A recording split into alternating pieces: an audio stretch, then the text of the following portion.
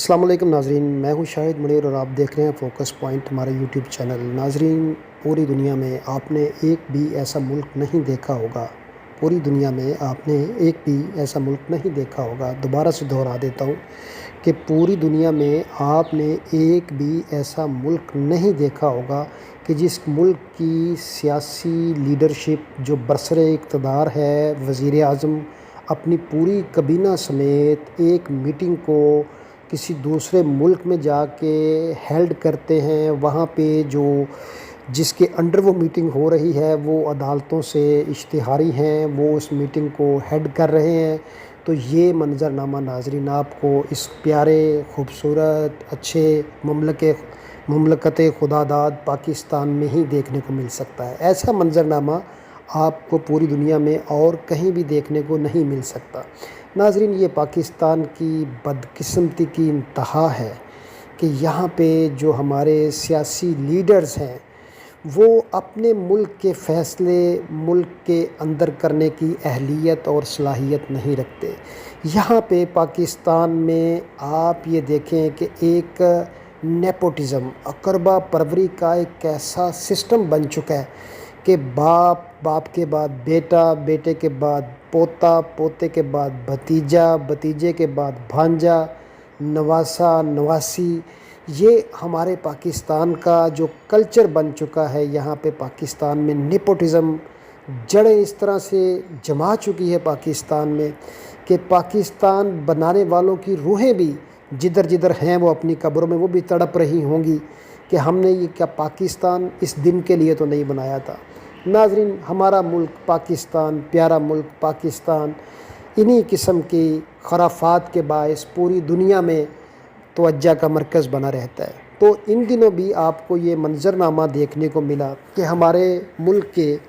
Prime minister محترم جناب شہباز شریف صاحب اپنی پوری کابینہ کے ساتھ لندن کے کسی ایک ایسی جگہ کے اوپر بیٹھ کے وہ ایک اپنی پرائیویٹ میٹنگ میں مصروف ہے، ایک ان نون پلیس کے اوپر کہ جس کے بارے میں کوئی نہیں جانتا۔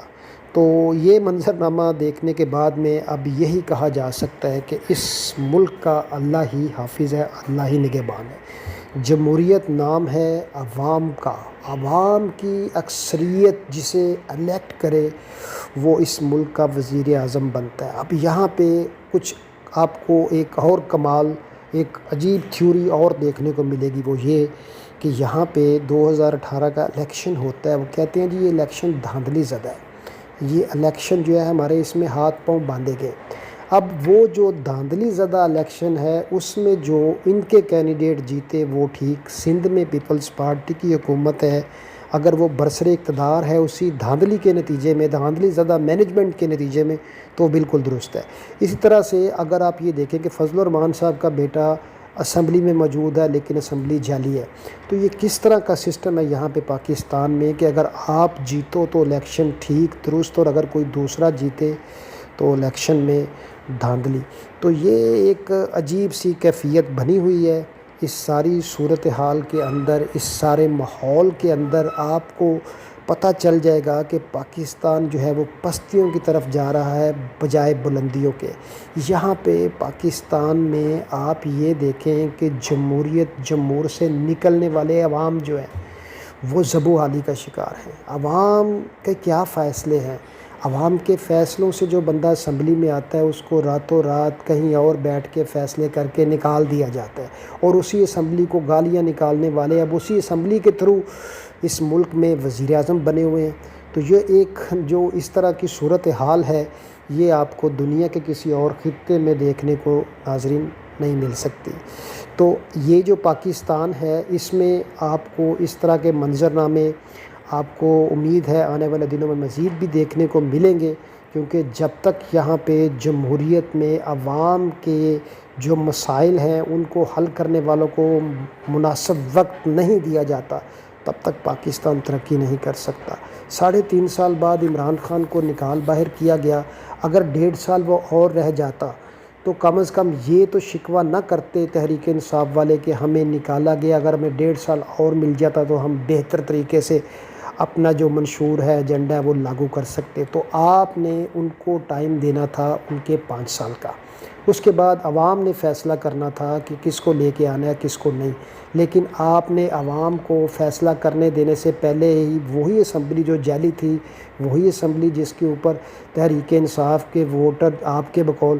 تحریک انصاف کے کینڈیڈیٹ جعل سازی کے ساتھ اور دھاندلی کے ذریعے آئے تھے، آپ انہی کے ووٹوں کے ساتھ، دھاندلی سے جیتنے والے امیدواروں کے ووٹوں کے ساتھ آپ اسی اسمبلی میں جو جعلی تھی اب وزیر اعظم پاکستان بن کے فخر کے ساتھ اچکنے سلوا کے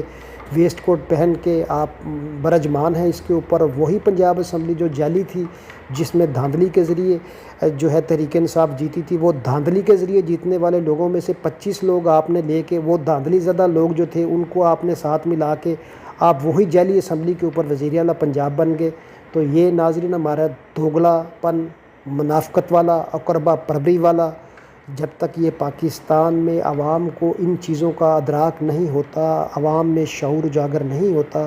تب تک اس پاکستان کے مستقبل کو آپ ایسے ہی دیکھیں گے۔ لیکن آج کل کی جو ماحول ہے اس میں جس طرح سے عوام عمران خان کے جلسوں میں جوک در جوک شامل ہو رہے ہیں، تو اس چیز کا بھی قوی امکان ہے کہ جو شعور ہے اس کا لیول پاکستان میں بڑا ہے۔ تو یہی چیز خوف زدہ کیے ہوئے ہے